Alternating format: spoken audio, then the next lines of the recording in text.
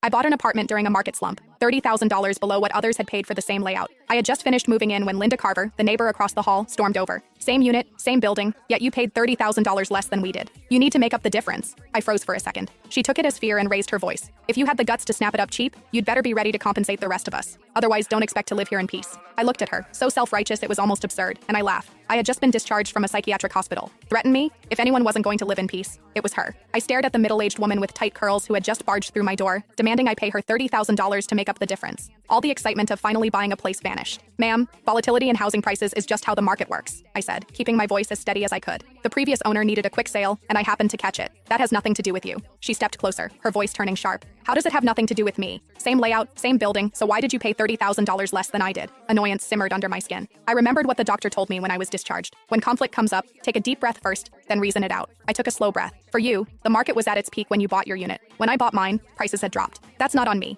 If we follow your logic, then if prices go up another $50,000 next year, are you going to pay me the difference? She planted her hands on her hips. Don't try to confuse me with all that nonsense. We live on the same floor. How can you feel okay taking advantage like that? My son's getting married soon. We need the money. You bought it cheap, so you make up the difference. If you don't fix this, don't expect to live here in peace. I let out a short laugh, irritation bubbling over before I could respond. She suddenly lunged toward my luggage, reaching straight for my bag. Where's the money? Hand it over. $30,000 and not a cent less. A flash of anger shot through me. How could someone be this unreasonable? I was just about to pull out my phone and dial 911. The moment she saw what I was doing, she spun around and headed back to her unit. As she left, she tossed over her shoulder. If you don't pay up, we'll see how long you last here. I gave a cold laugh and ignored her, shutting the door behind me. That afternoon, I went downstairs to Harper's Corner store to pick up some essentials. Denise Harper, the owner in her 50s, scanned me up and down before asking, "You just moved in? 6th floor?" I nodded. She glanced outside, then lowered her voice. "Linda Carver from 601 just posted in the resident group chat saying you bought the place to run some kind of shady business." I froze. "What?" She sighed. "You got that apartment cheap. Their family can't accept it." She pulled up the chat and showed me. The messages were filthy. Linda Carver. At everyone. What do you reckon the woman who just moved into the 6th floor does for a living? I've lived for over 50 years. I know how to read people. What decent young woman lives alone in a place that expensive? You all know what that means. Now that you say it, yeah, that's suspicious. Where would such a young girl get that kind of money? Those kinds of gigs out there pay fast. Don't let her ruin the atmosphere of this place. Heard she's not bad looking? That makes it even more likely. Anyone got her contact? Just curious? Haha,